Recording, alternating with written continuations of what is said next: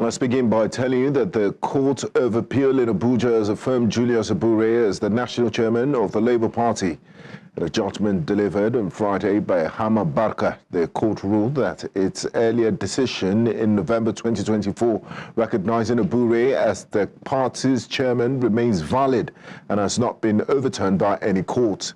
The ruling came in response to two separate appeals filed by Nnamdi Usman, the party's caretaker committee, and the Independent National Electoral Commission, INEC. The appellate court in the two separate appeals held that it did not delve into the issue of the leadership of the Labour Party because such issues are not justiciable. Now, joining me live to discuss this is a legal practitioner and member of the Labour Party, Barrister Monday Mawar. Warm welcome to you, Barrister Monday, and thanks for joining us. Now, Mr. Monday Mawar, are you with us? Can you hear me loud and clear? Loud and clear. Okay, great. Let's get straight into it. Now, Barrister Monday, what legal precedents did the appeal court consider in affirming Julius Abure as the national chairman of the Labour Party? Various legal precedents. And I can recall I was in your station, I think few days after the highly contested Nnewi convention. And one of your colleagues was one that anchored the program that day. And we almost had issue on stage. And because her position was that the convention cannot be valid in view of the fact that Peter Obi did not attend, governor of Abia State did not attend, and INEC did not attend. And I told her, I said, all these you are mentioning, they are not factors in considering validity, in talking about whether a primary is valid or otherwise. That what is important in determining whether a primary is valid or not is whether INEC was duly notified in accordance with Section 82 of the Electoral Act 2002 as amended. And so that once INEC has been given that notice of 21 days before the said convention, so whether INEC as a body now decide to attend or not does not reduce or remove the validity from such convention. It was even more or less like an argument between me and her that day in this program. But away from that, the court over the year, the courts have been consistent in this position that once INEC has been notified about convention or congresses of a political party within 21 days, as expected by the Electoral Act. So whether INEC now decide to attend or not is of no consequence as far or does not affect the outcome of it. That it now become a discretionary thing for INEC whether to attend or not. And so this has always been the position of the court.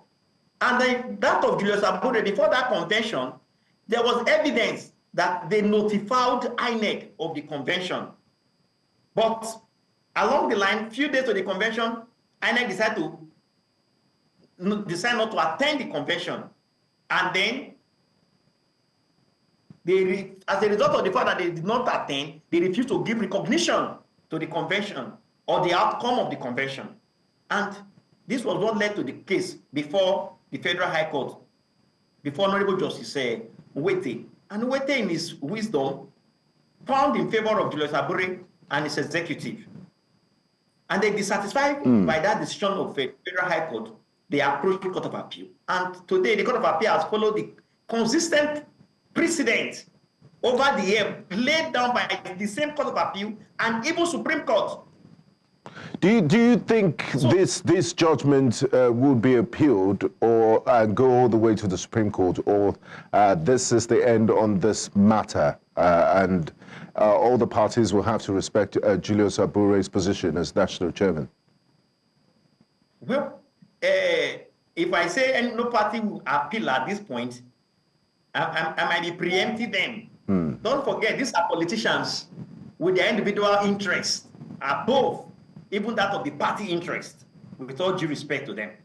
You will be shocked by tomorrow that one person will wake up, the Nnamdi-led ESCO might just wake up tomorrow and say they are appealing. But the point is this: if they want to take a token of my advice, they should not waste their money further on appeal. What I would advise the leadership of the party, starting from Julius Abure, is to extend the only branch to other members like His Excellency Peter Obi and other top party members. Now, Barrister Mewa, let's talk about the, away from the national constitution and what the court has said.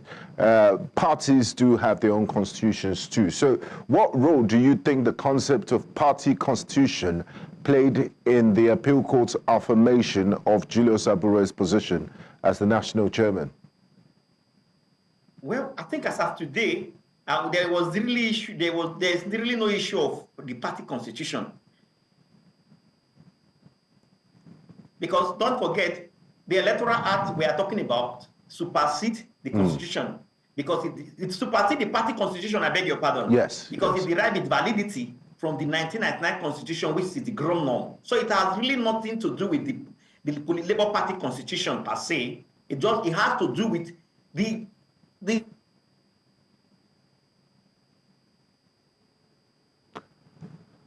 Barrister Mewa, are you there?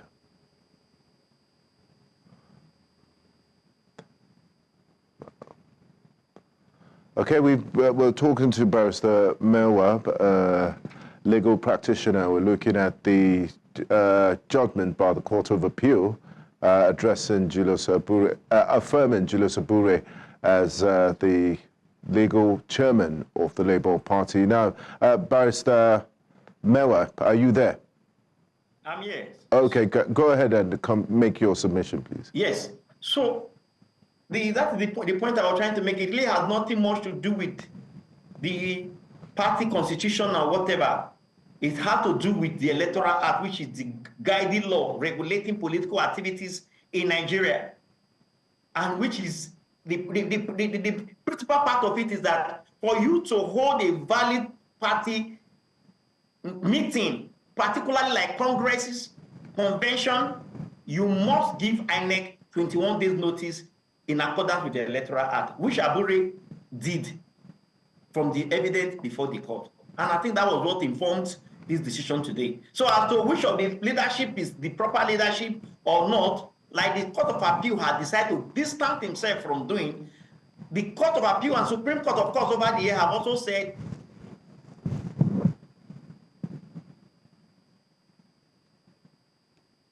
okay, I believe we lost Barrister Monday Mewa. Thank you so much for your contribution. We'll try and have you back with us in our subsequent bulletins. Meanwhile, the People's Democratic Party in Ondo State says it will not participate in the local government council elections slated for Saturday, January the 18th.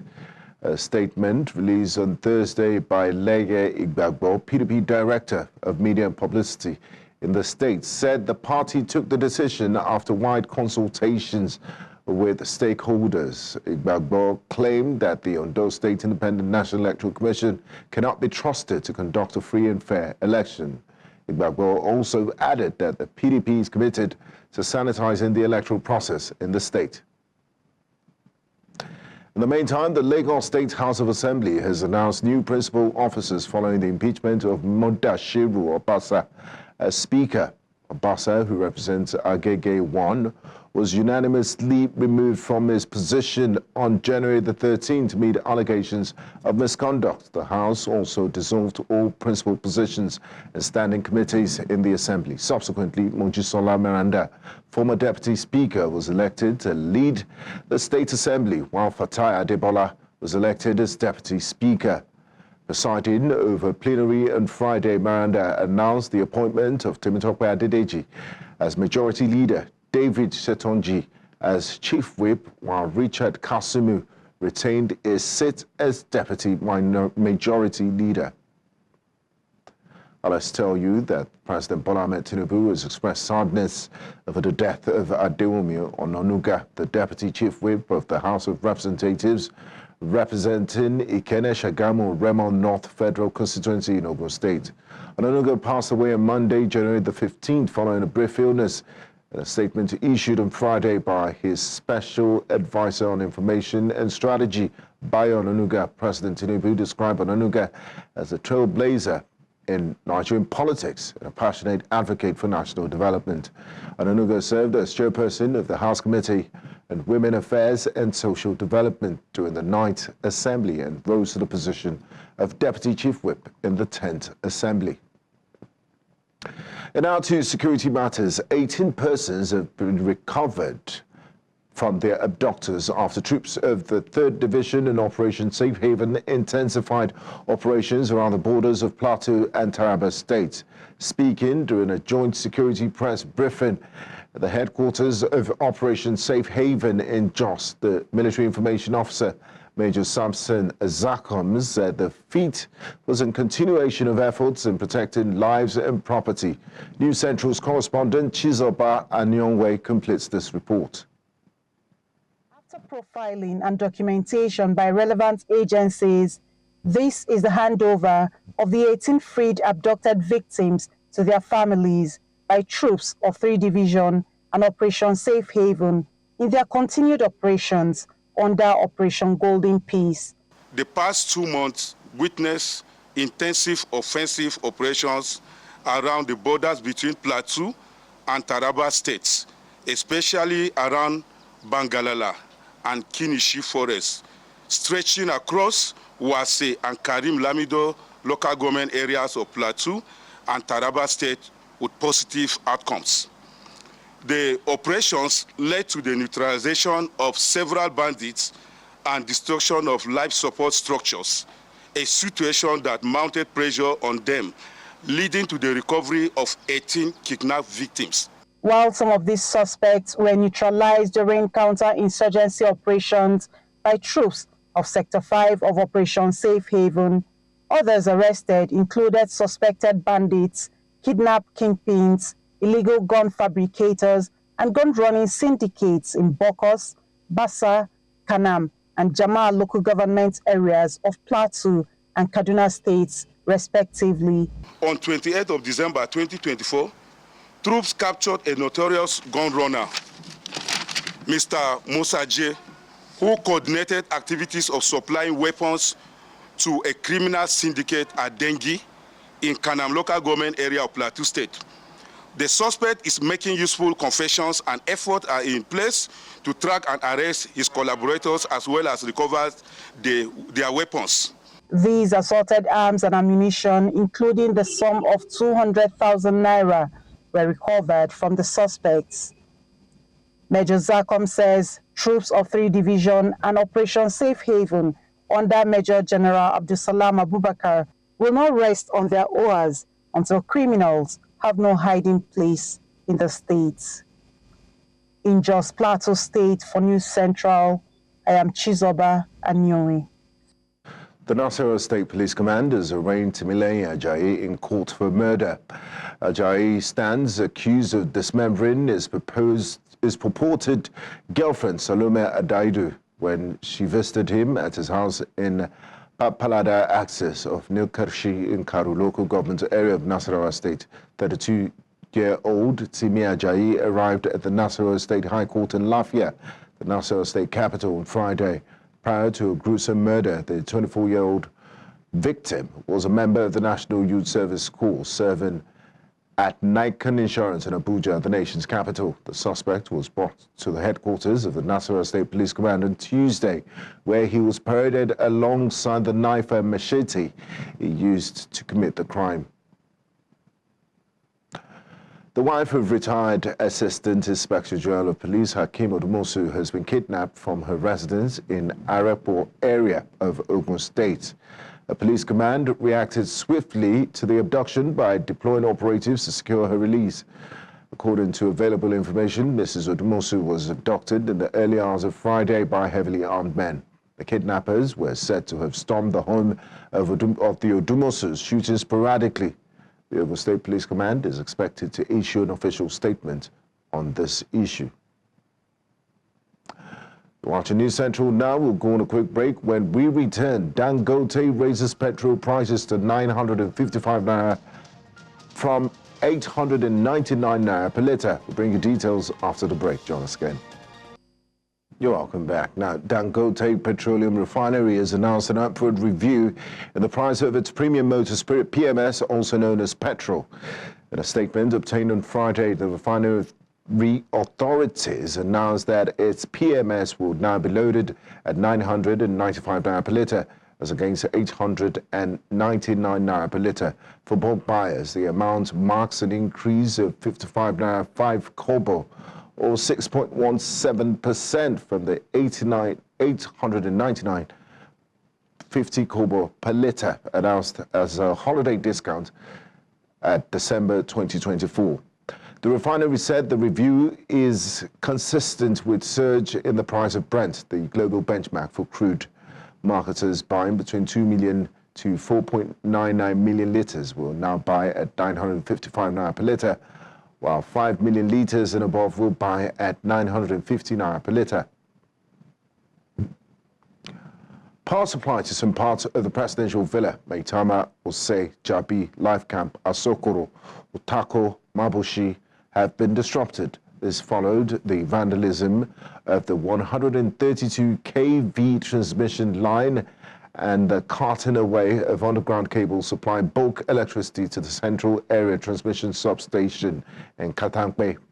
The Vandals also carted away a 40-meter 1x500 mm XLPE conductor. General Manager of Public Affairs of the Transmission Company of Nigeria, Ndidi Mbah, said in a statement on Friday that the incident impacted 8 distribution feeders supplying the central area, disrupting over 60% of Abuja's power supply. Mbah appealed to residents in the affected areas to remain patient while efforts to repair the damaged cables are underway.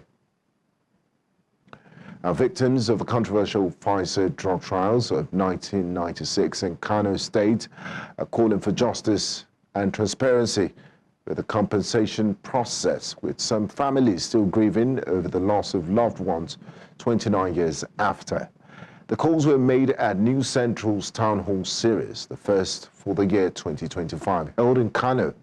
New Central's Sagir Ibrahim completes the report. He has 3 younger ones and they are all married. It is a tale of anguish, despair and frustration as victims once again take turns to narrate the harrowing ordeal of how life has been since they took the needle. Sunansa Jamilu. His name is Jamilu. Shekarasa 30. He's 30 years old. He has 3 younger ones and they are all married.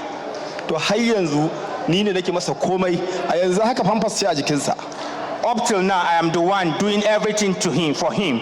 And as he's seated right now, he's wearing diaper.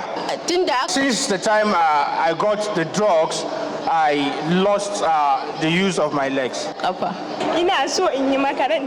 Her dream was to become a journalist.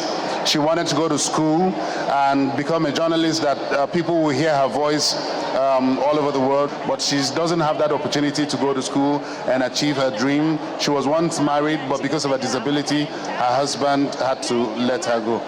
Despite this hellish experience, they say the compensation process for victims and their families has left a bitter taste in their mouths.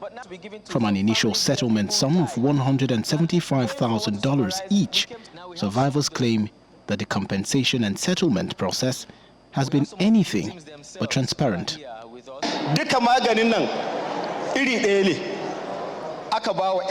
We were fortunate to get 2 million. I'm also aware that some people didn't get anything at all. Who give us the money? They took 150, 150, sorry, 150. So along that we are only giving $6,850 US.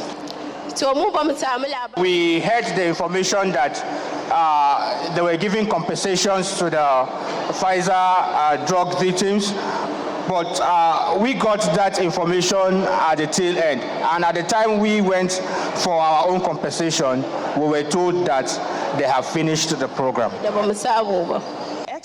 There is a passionate appeal from the government, civil society and other stakeholders as they reiterate the call for justice on behalf of the affected persons. Excellency Alhaji Abakabri Yusuf has made it clear that the welfare of people of Kano is a top priority. He committed to ensure that the voices of the victims are heard.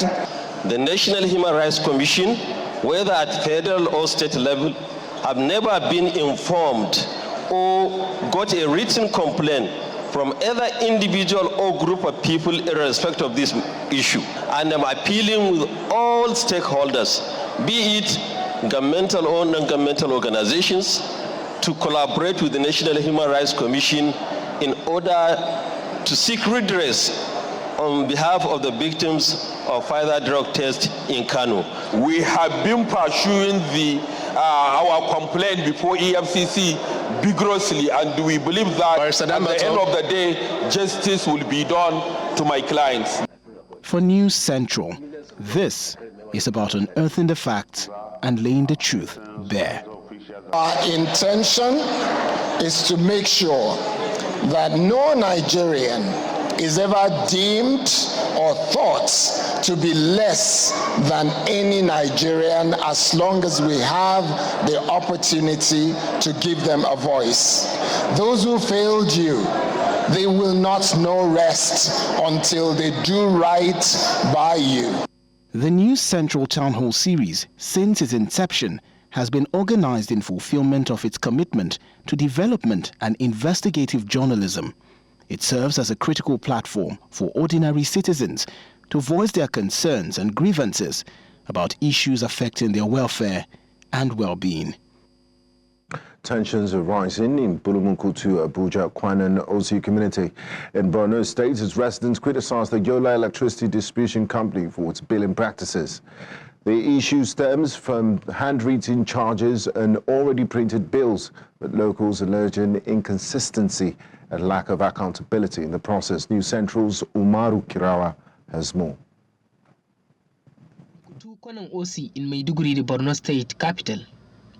Upon receiving a distress call from residents of the area on alleged irregularities in the electricity distribution billing system, News Central crew engaged them for clarity. Our major concern now is the writing would depend on the printed bills, you understand, as well as the short notice, just 3 days notice. They're supposed to type everything so that we can go and pay the amount that they gave to us. So we are not happy with them and we are not encouraged, because what they gave me here is different from what they gave, what they are writing here. Adding to their frustration, YEDC has reportedly been issuing 3-day disconnection notices, which many residents claim is inadequate to dispute bills or gather funds to make payments. Tunda har in transformer ya bace zamu cire kuɗi mu biya a hada kuɗi a jiya a jara bai kamata koyi lokaci daya ka kawo notice kuma ka rubuta da bayro ka zo ka rubuta mana da bayro ka ce wai lalle sai mutum ya je ya biya kuɗin wuta kwana 3 20,000 gashi na a rubuce. To muna kira idan manyan su ba su sani ba muna son manyan su shiga cikin wannan lamarin su yi jara. In za a yanke min wuta gaskiya ni za mu dan yi hayaniya simply because ina ga right da ne na biya wuta bai sati biyu aka dauke yanzu an kama shekara daya muka zo na ba mu da wuta. With all these concerns and many questions seeking answers, News Central team sought the reaction of Bulumukutu Business Unit.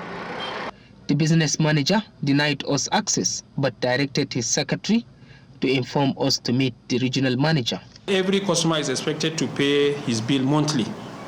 And there are situations where some customers don't pay the bills at that particular month, they skip the month. So, and if we issue them another bill, some other time we have to write and then say that yes, this month that you have skipped, that you have not paid, then you should also pay it along with the current bill that we have issued to you. The statutory notice for them to offset their bill is 10 days. The regional manager was also quick to speak on the alleged metering abuses. Currently, we have presidential metering initiatives that the federal government will bring meters and then we go and install it to our customers. So that is what we are waiting for.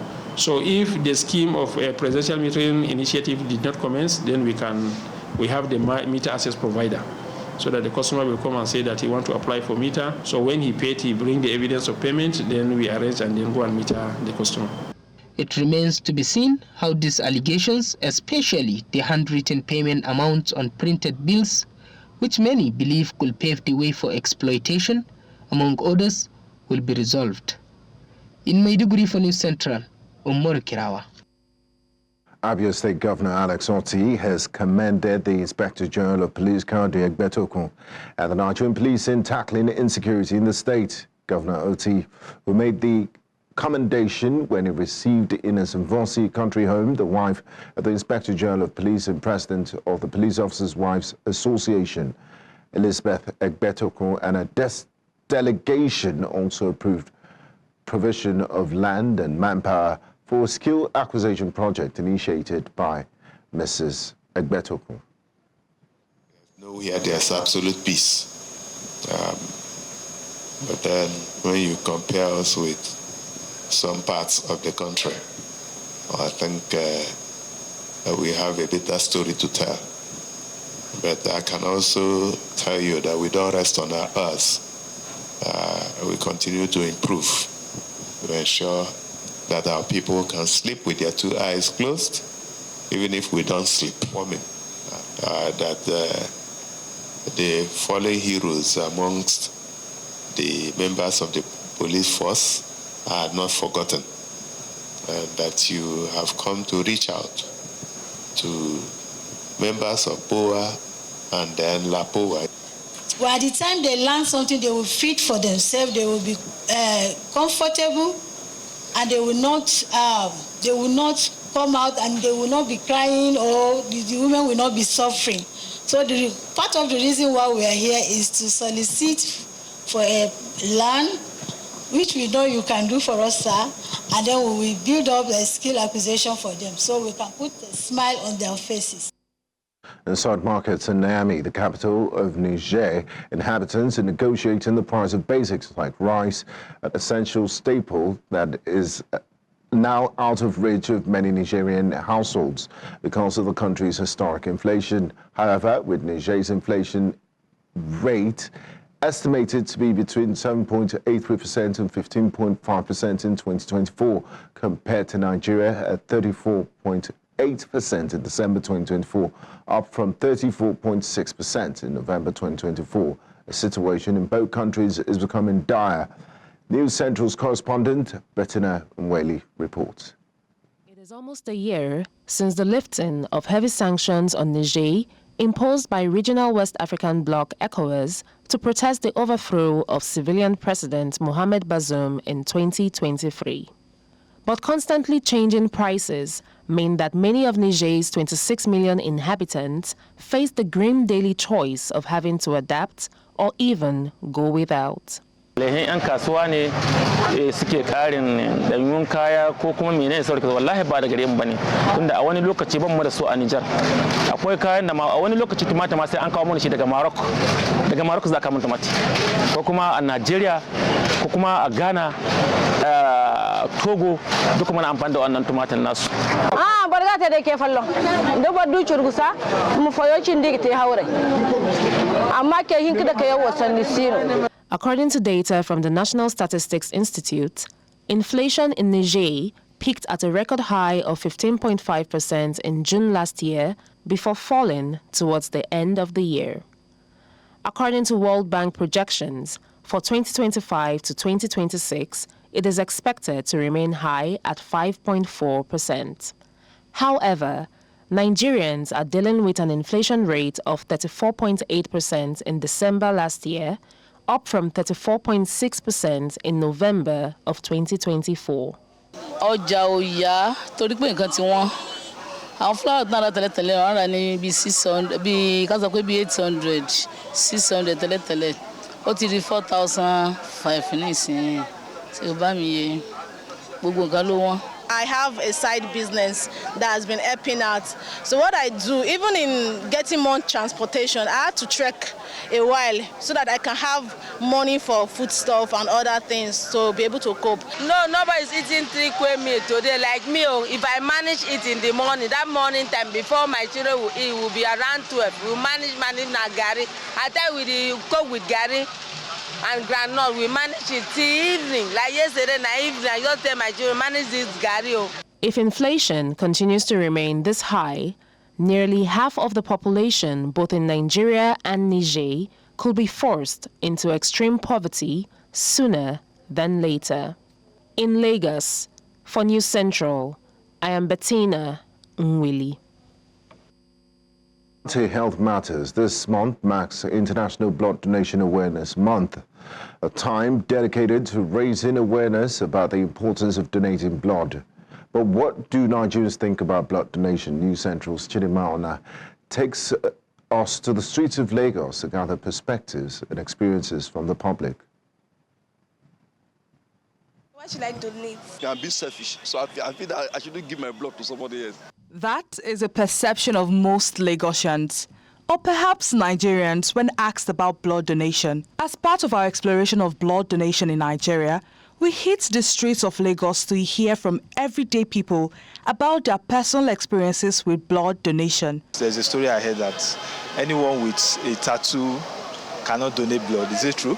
I don't know, but I've not donated blood before. But if I should have any reason to donate, I wouldn't mind. When I was in school, I went to AAU, so there's this social club in school, Alpha Club, that they encourage people to donate blood, and I have friends go to the place and donate blood. Sometimes some of them faint.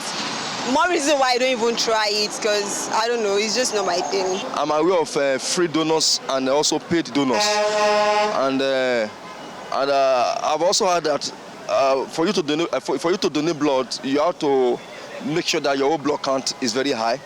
If not, the effect on you will be very adverse. To gain a professional perspective, we spoke with a medical laboratory scientist who shared his experience and provided valuable information on how people can safely donate blood in Nigeria.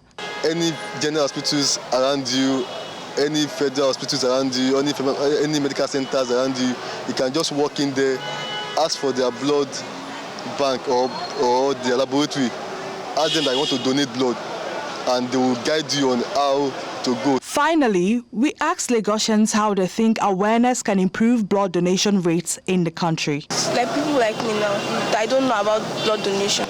They should create awareness and come to schools, like for students to come to schools to enlighten us, programs and the likes. Governments should do some awareness, let people know that, you can save a life by donating blood, by, giving out what you have to save others. Perspectives on blood donation in Nigeria vary, but one thing is clear. Awareness and education play a crucial role in encouraging more people to donate. Whether you've donated before or are considering it for the first time, your contribution could be the gift of life for someone in need.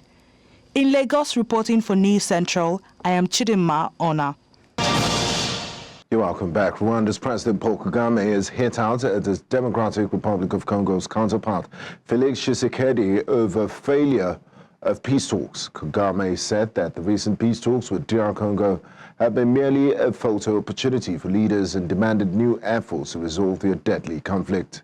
Peace talks hosted by Angola were cancelled at the last minute in December, when leaders hit deadlock over a Rwandan demand that Congolese negotiators talk directly with rebels operating on their territory.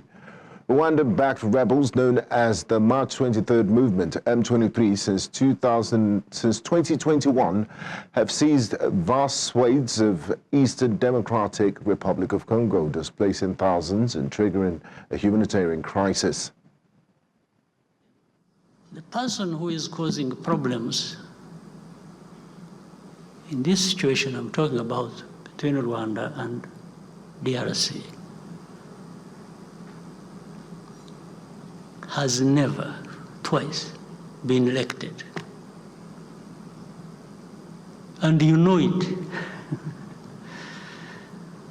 You know it. this is why I was saying it doesn't matter evidence, it doesn't matter facts, it doesn't matter the claim. It's just what you think applies to you for that moment, for your benefit. The rest doesn't matter. This man, Tshisekedi, was never elected first. He didn't at all, and you know it. So I'm not telling anyone, only that you don't talk about it publicly, I'm talking about it publicly. That's the only difference. You know it. The second time, nothing happened, and you know it. So, what values are you telling us that you beat up some people for, and then others you are...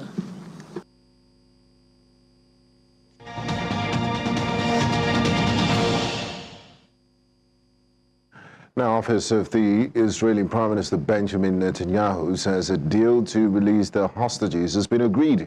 Netanyahu had delayed a cabinet vote to approve the Gaza ceasefire deal due on Thursday, accusing Hamas of seeking last-minute changes to the agreement. On Friday morning, the Prime Minister's office said he had been informed by the negotiation team that the agreement on the deal had been reached. It added that the Security Cabinet would meet later on Friday to ratify the agreement before approval from the full government is sought. Families of the hostages have been informed. Representatives of Israel, Hamas, the United States and Qatar have officially signed the deal in Doha, Israeli media reports.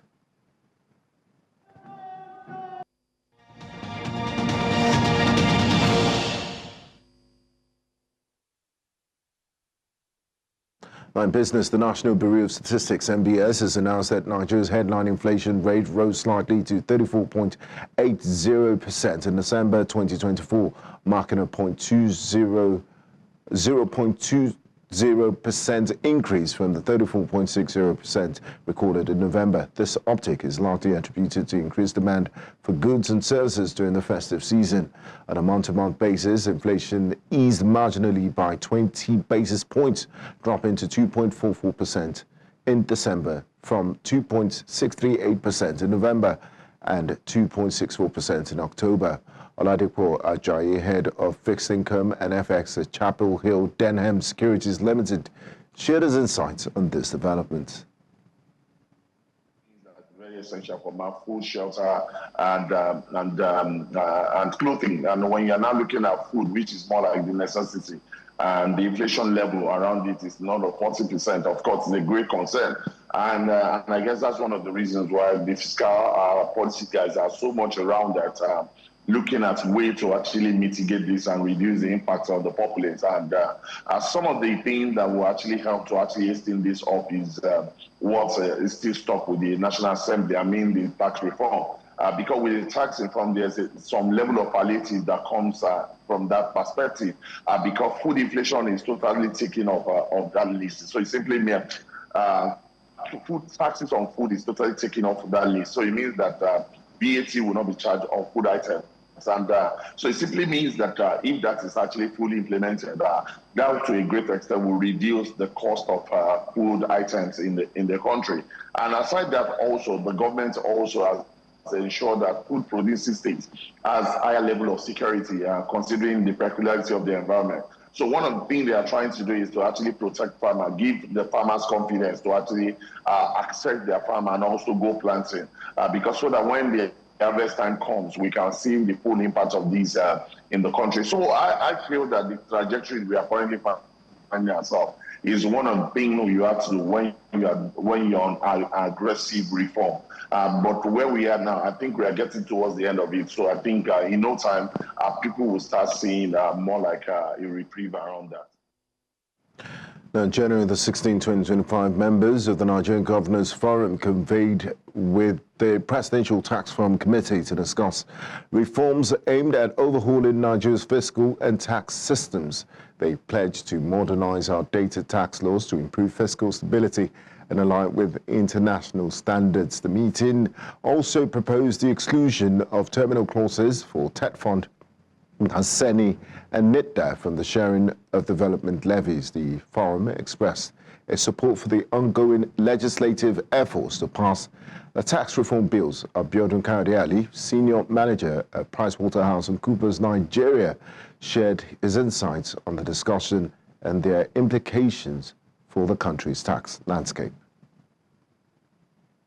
Distribution, the allocation of the VAT, right, the sharing formula, it's a good thing that they've actually reached a consensus. The hope is that in the future, we don't have states like Rivers States and Lagos States coming up to push against who should be responsible for collecting VAT, because the proposed formula that was given by the committee was done based on the event of such eventualities, right? In case in the future we would see some governors dissatisfied and wanting to push for collecting VAT. That was why derivation was 60%. But given that it's the Nigerian Governors Forum, all governors are in agreement with this, I think to some extent that is good. Probably the amendment that would now need to be made to make it static would be in the Constitution, so that we won't have a future change. I think that's what I would say. Then I think my concerns has to do with the comments on leaving VAT at the current rates. There is more than meets the eye, because if you say leave VAT at current rates, there are some things we need to first of all specify. Understand that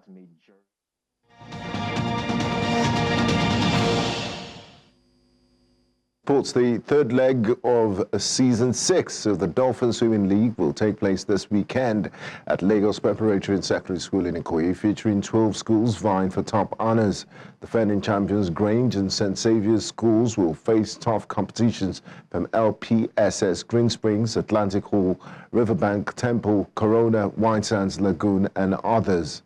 A tournament supported by the Lagos State Swimming Association and the Nigerian Aquatic Federation and endorsed by the Nigerian Olympic Committee and Nigerian School Sports Federation, serves as a platform for selecting Nigeria's team for the 2025 ISF Gymnasiate in Belgrade.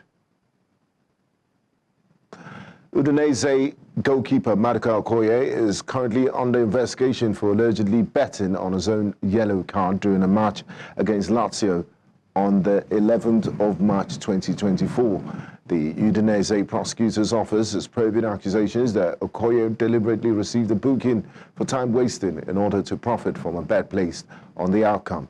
The case also involves Diego Giordano, the owner of Beefy Pizzeria, a popular spot for Udinese players. The suspicious betting activity was flagged by CISA, an Italian betting company which detected unusual patterns. Okoye, sidelined with a wrist injury, had been enjoying a strong season at Udinese before the scandal broke. This comes amidst personal struggles, including a reported breakup and family-related issues. Belgium has parted ways with head coach Domenico Tedesco following a disappointing tenure. Appointed in February 2023, Tedesco led the team to qualify for Euro 2024, but underperformed in the tournament, finishing second in their group and exiting in the round of 16 after a 1-0 loss to France.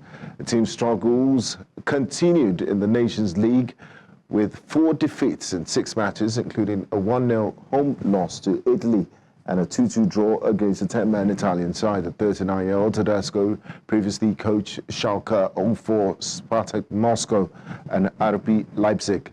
The Belgian FA has initiated the search for a successor as they aim to improve ahead of future competitions. To some tennis news. Naomi Osaka was forced to retire from a third-round match against Belinda Bencic at the Australian Open on Friday due to injury. After struggling with a stomach issue, Osaka lost the first set in a tiebreak before shaking hands and leaving the court. This marks another setback in an injury-plagued build-up to the tournament after retiring in Auckland with an abdominal issue. Despite arriving in Melbourne optimistic, having won 2 tough matches, a 25-year-old's movement and serve deteriorated during the match. Bencic, a Tokyo Olympic champion, advanced to the 4th round and expressed hope for Osaka's recovery. Osaka's early exit continues a challenging period for the four-time Grand Slam winner, who recently announced a split from rapper Corday. And that's all on the news at this hour. But before we go, let's remind you of our top stories. Appeal courts has affirmed Julius Abure as Labour Party's national chairman.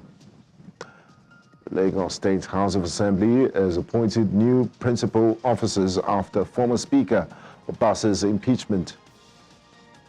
We also told you that Rwanda's President Paul Kagame has blasted DR Congo leader over the failure of peace talks. You can watch News Central live on DSTV channel 422, Star Times channel 274, Avo TV, and YouTube. Many thanks for watching. I am Benga Aboroa.